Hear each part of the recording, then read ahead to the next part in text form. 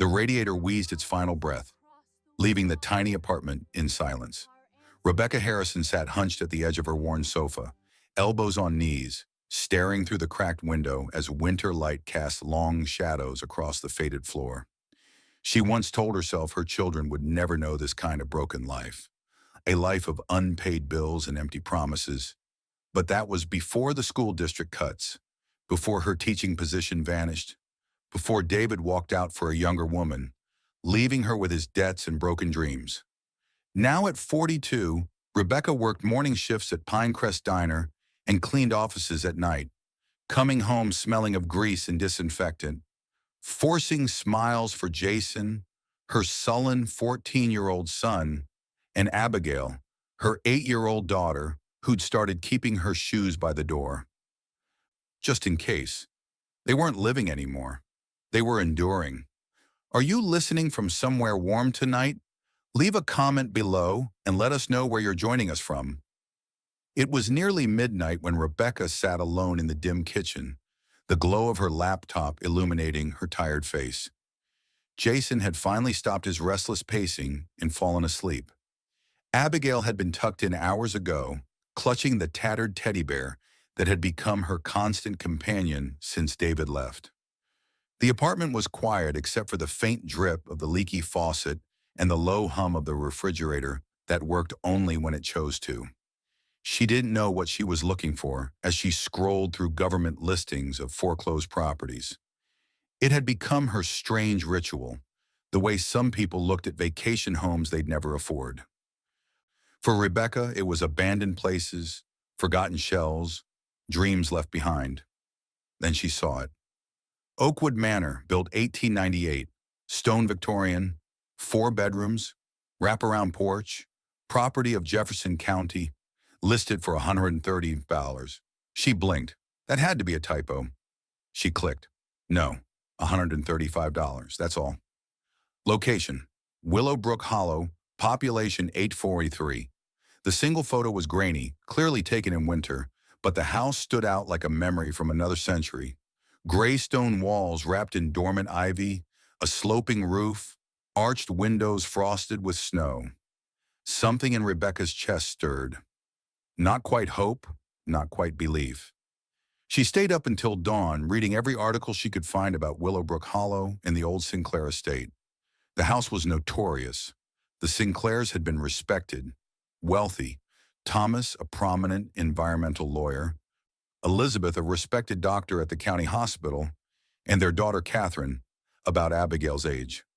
Then in the spring of 1974, the entire family disappeared, vanished.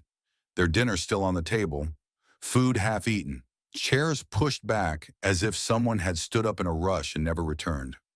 Some thought they'd run away. Others whispered darker things, murders, conspiracies, even curses. The county had eventually taken the property after decades of neglect. No family ever reclaimed it, and every attempt to sell it had failed. No one ever stayed more than a night. When she finally closed her laptop, the sky was lightening to pale gray. She'd made no decisions, merely indulged in impossible daydreams. But when she opened her email later that morning, reality crashed down in the form of an eviction notice. 30 days to vacate. That night, she dreamed of the stone house. She stood on its wraparound porch as if she belonged there, as if the house had been waiting. She woke with an inexplicable certainty that defied all logic. "You're not serious," her coworker Denise said when Rebecca mentioned the house over coffee. "That place is haunted, Becca. Everyone knows the story." "I don't believe in ghosts," Rebecca replied, though the words felt hollow even to her. "It's $135 because no one will touch it," Denise warned. "There's always a reason when something seems too good to be true." But sometimes, Rebecca thought as she submitted her bid that evening, you have to go against reason to find your way. Sometimes desperation looks an awful lot like courage. She won the auction unopposed. 2 days later, they packed what little they owned into their battered station wagon. Jason brought his camera, claiming he'd document their descent into madness for his YouTube channel. Abigail hugged her teddy bear tight, whispering that maybe this house would have a garden where flowers could grow. Rebecca drove with both hands gripping the wheel, as if loosening her hold might cause the whole fragile plan to disintegrate. Willowbrook Hollow appeared through a break in the dense forest like a town forgotten by time. Main Street consisted of a handful of buildings, a general store, a post office, a small diner, and a library with windows like sleepy eyes. People on the sidewalk turned to stare as they passed. Curiosity mingled with something darker. The road to Oakwood Manor wound uphill, tree branches forming a tunnel overhead. When they finally emerged into clearing, the house stood waiting. Taller than expected, solemn against the winter sky. Its stone exterior was dark with decades of rain, but there was dignity in how it held itself, like it remembered being loved. "That thing looks like it's waiting to eat us," Jason muttered, but Rebecca noticed how he raised his camera, capturing the house's haunting beauty. The air was cold and still when Rebecca stepped from the car, the kind of stillness that makes your breath sound too loud. She walked up the stone path, her footsteps crunching on gravel no one had walked on for years. The front door loomed before her, heavy oak carved with intricate vines and leaves. Time had dulled the details, but the craftsmanship remained. Rebecca reached for the knob, cold metal under her fingers. It turned. Inside, the air was musty but not decayed. Dust motes danced in beams of sunlight breaking through the shuttered windows. The entryway opened to a grand staircase, and beyond, a spacious living room with wood-paneled walls and a magnificent stone fireplace.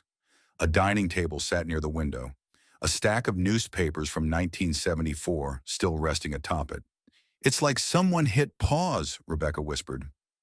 Abigail wandered toward the staircase, her small hand trailing along the ornate banister.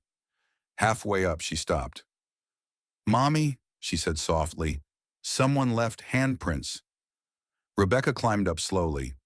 On the wall near where Abigail stood, 2 small handprints had cleared the dust. Perfect, untouched, fresh. "That's impossible," Jason said, his voice wavering slightly as he filmed the discovery. "No one's been here in decades." No one said it, but they all felt it.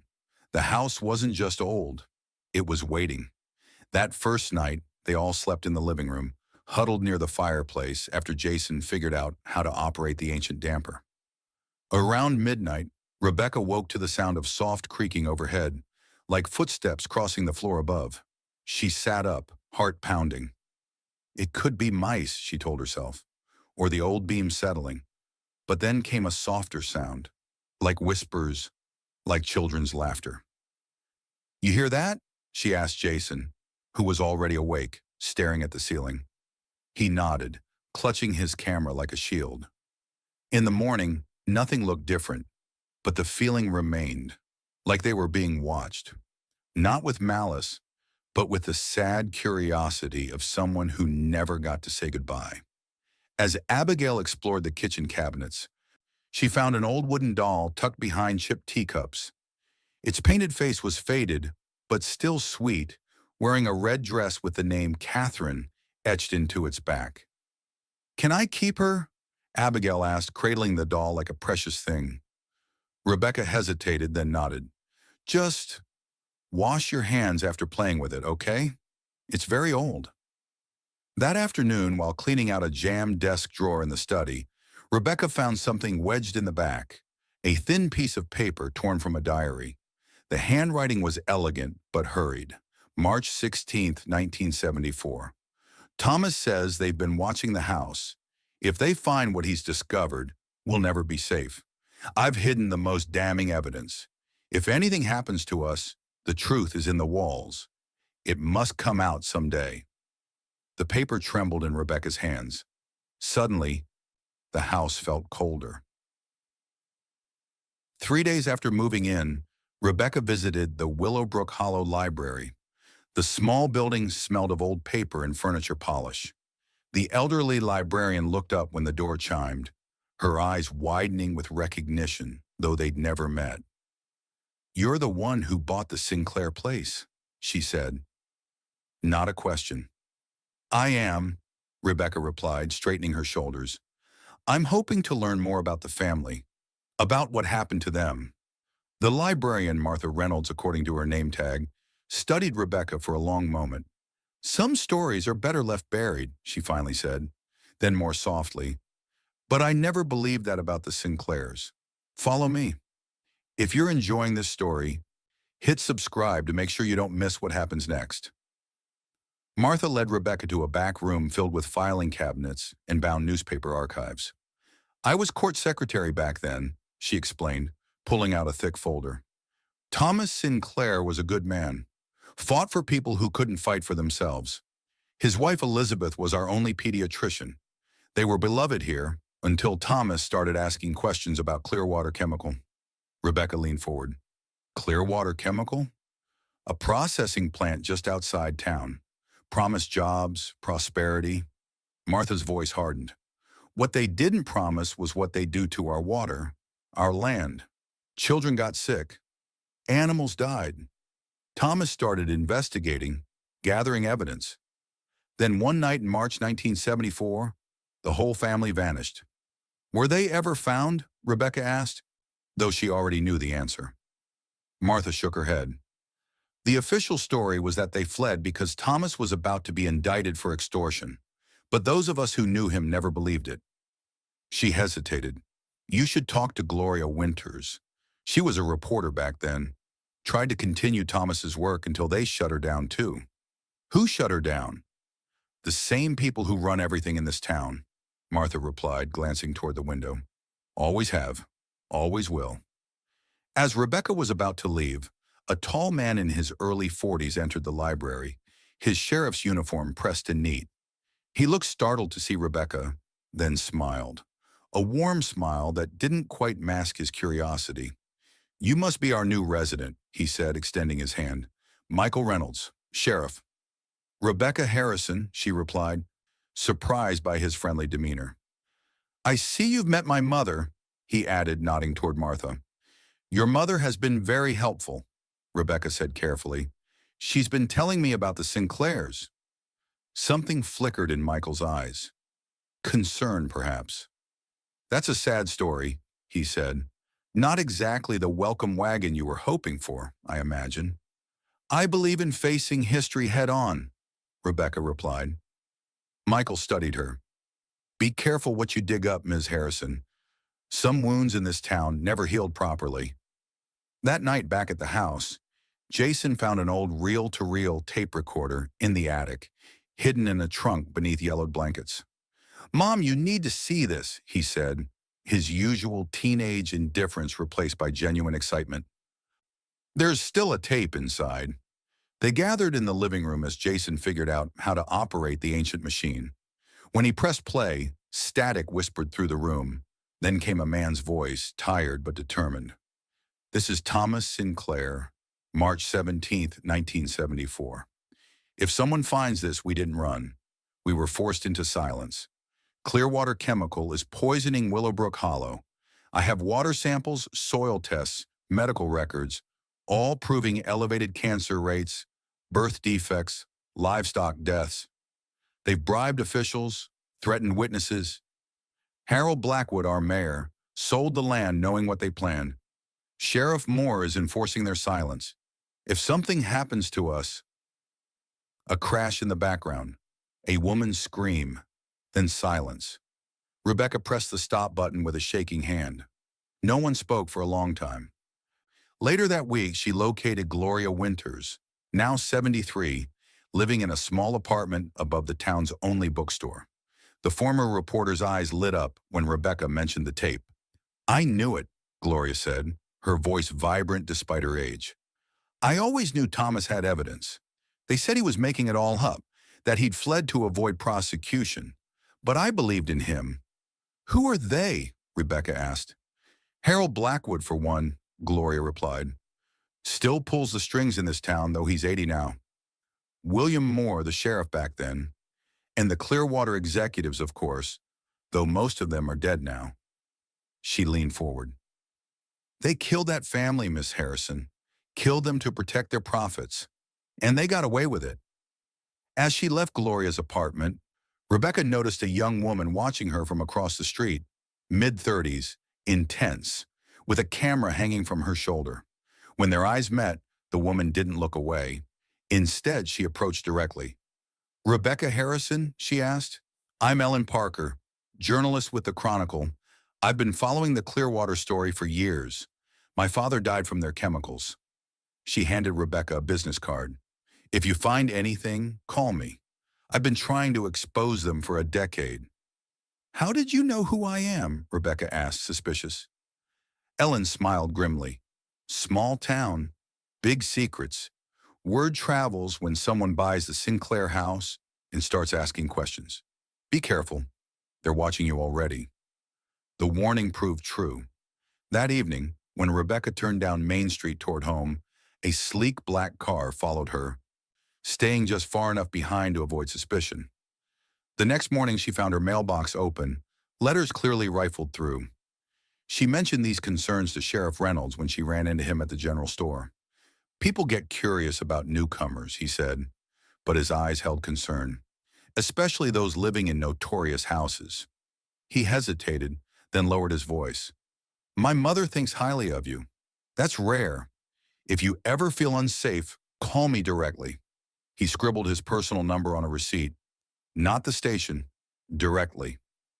As strange occurrences in the house escalated, Abigail talking constantly about her friend Catherine and the games they played, items moved overnight, handprints appearing in new places, Rebecca noticed more signs of being watched. Unknown cars parked briefly at the end of her driveway. Footprints in the mud around the house when they'd been gone. Then one evening, she returned home to find a black sedan parked in her driveway. An elderly man in an expensive suit stood on her porch, leaning on a polished cane.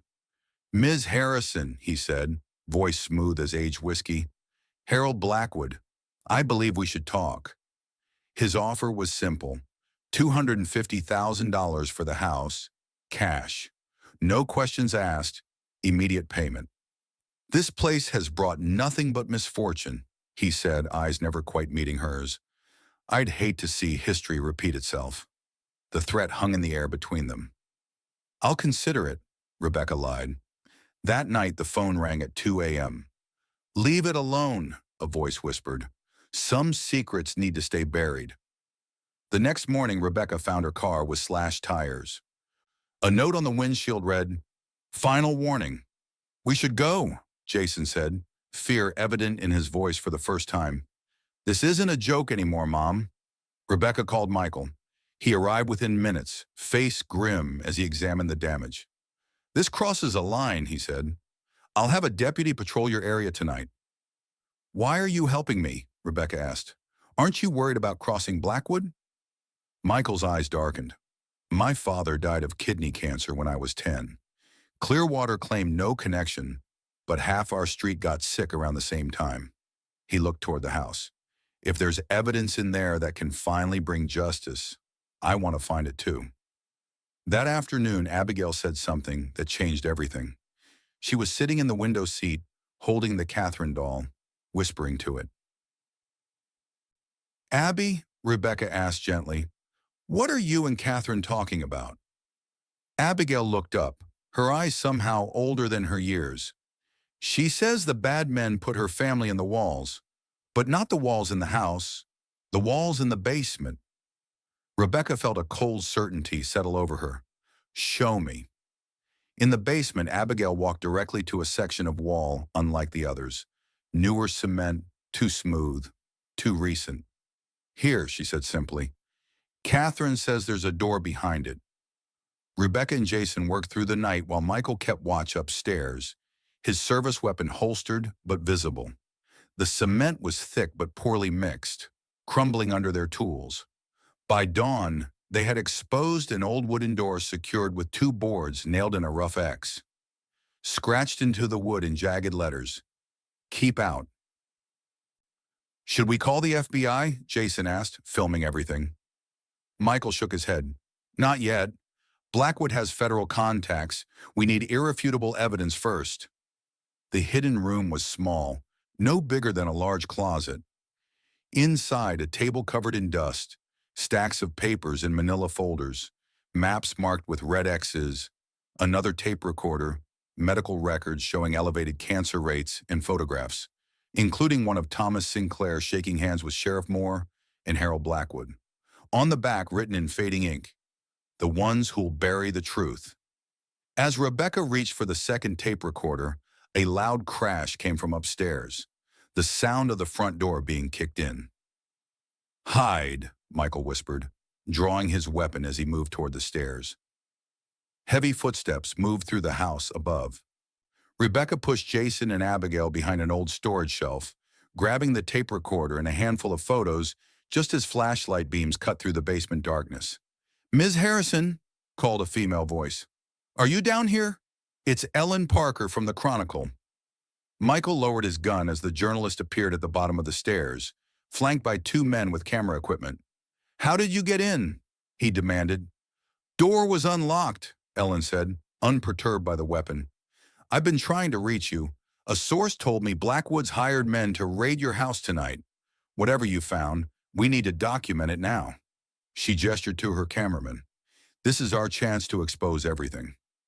With Ellen's crew documenting the evidence, they worked quickly to photograph and catalog everything in the hidden room. As they finished, Abigail tugged at Rebecca's sleeve. "Catherine says there's more," she whispered. "Under the big oak tree, where the X is." "What X, sweetheart?" Abigail led them to her room, where she'd been drawing pictures. Dozens of them, all showing the same massive oak tree with an X marked at its base. Ellen's eyes widened. "That old oak at the edge of your property. There were reports of lights there the night the Sinclairs disappeared." Michael frowned. "That's county land now, just past your property line." Rebecca met his eyes. "We need to look." That night, while Ellen's crew kept documenting the hidden room and Jason stayed with Abigail, Rebecca and Michael went to the ancient oak tree. The rain had started, turning the ground to mud as they dug where Abigail had marked the X. An hour in, Michael's shovel hit something solid. Not roots, bone. "Stop," he said quietly, dropping to his knees. "This is a crime scene now." Under the beam of their flashlights, they uncovered partial remains of what would later be confirmed as 3 bodies, 2 adults and 1 child. Michael called it in, his voice steady but his eyes revealing the gravity of what they'd discovered. "This changes everything," he told Rebecca as they waited for backup. "Blackwood can't bury this anymore." The discovery of the Sinclair family's remains shook Willowbrook Hollow to its foundation.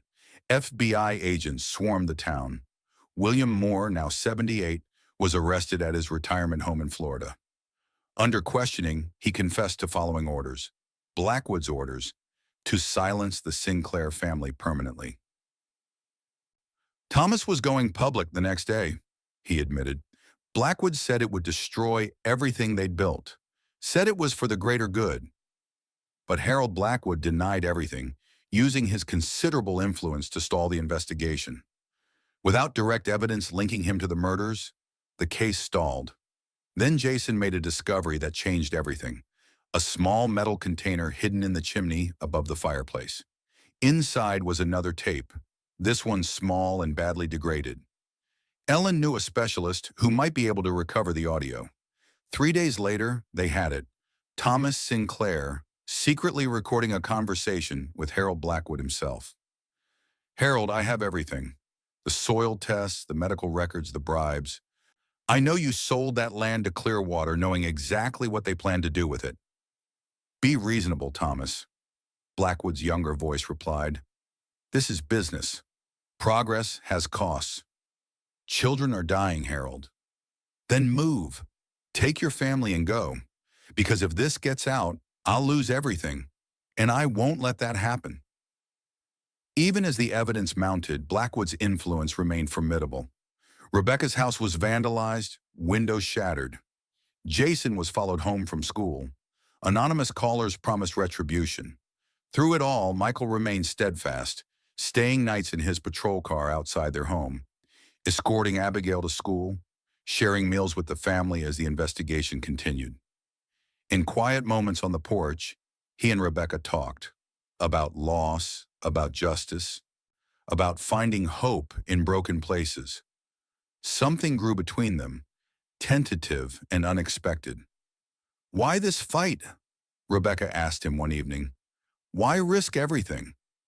Michael looked toward the old oak tree, now surrounded by crime scene tape. "Because some debts have to be paid," he said simply. "My father died wondering if his life meant anything. If I can bring justice now, maybe it did." The tape was finally enough. Harold Blackwood was arrested at his estate, walked out in handcuffs past reporters and cameras, but he would never stand trial. The morning of his arraignment, he suffered a massive stroke. His last words to the attending nurse were reportedly a confession. "I did it for the town. I did it for progress. God forgive me." In the weeks that followed, justice cascaded through Willowbrook Hollow. Clearwater Chemical's parent company was forced to establish a compensation fund for victims. The EPA began a massive cleanup operation of the contaminated land, and Rebecca received a letter from a law firm in Philadelphia. The Sinclair family had established a trust before their deaths, with provisions that if their murders were ever solved, the executor would be whoever brought their killers to justice. Rebecca Harrison was now the trustee of a $3.7 million estate. "What will you do with it?" Ellen asked as they sat on the wraparound porch, watching the first hints of spring touch the garden. "What the Sinclairs would have wanted," Rebecca replied. "The house will become a museum and research center. Part of the money will fund scholarships for environmental science students." She smiled softly. "The rest will make sure my children have the chances I almost couldn't give them." As summer approached, Rebecca began teaching again, this time at the reopened Willowbrook Elementary, with a special focus on environmental education. Jason, who had captured much of their investigation on camera, was accepted into a prestigious summer journalism program. And Abigail, she stopped mentioning Catherine altogether one day. "She's gone home with her mommy and daddy," Abigail explained simply. "They're not lost anymore." If you believe truth always deserves to be heard, share this story with someone who needs to hear it today. Michael became a constant presence in their lives. Weekend hikes with Jason, teaching Abigail to fish in the creek behind the property, late-night conversations with Rebecca that stretched into the early hours, rebuilding trust neither thought possible after their respective losses. His quiet strength complemented her fierce determination, creating something neither had expected to find in Willowbrook Hollow: a second chance. 1 year to the day after the discovery of the Sinclair remains, the town gathered at Oakwood Manor for a memorial service.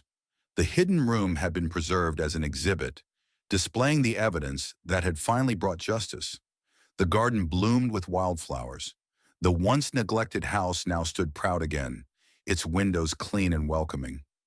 As twilight fell, Rebecca stood on the porch, Michael beside her, watching as visitors placed candles along the path leading to the old oak tree, now marked with a simple stone. For the Sinclair family, Thomas, Elizabeth, and Catherine, whose truth waited to be heard. Abigail approached the tree last, placing Catherine's wooden doll against the memorial stone. "Goodbye," she whispered. Later that night, with the house finally quiet, Rebecca walked through the rooms that had become home. The floorboards no longer creaked ominously. The walls no longer felt like they held secrets. The house had transformed from a place of tragedy to one of healing, from a monument to silence to a beacon of truth. As she passed the staircase, she paused, looking at the wall where they had first discovered the small handprints in the dust. The wall was clean now, freshly painted. But as she watched, a faint impression appeared. 5 tiny fingers pressed against the paint from inside, then slowly fading away. Not a haunting, a farewell. Rebecca felt Michael's presence behind her, his hand finding hers in the darkness. Together they watched as the handprint faded completely. "You can rest now," Rebecca whispered into the quiet house. "We heard you." Because some houses don't just hold memories. They keep them safe until the right people come along to listen. And some truths never die. They simply wait, patient as stone, stronger than silence, until someone is brave enough to speak them.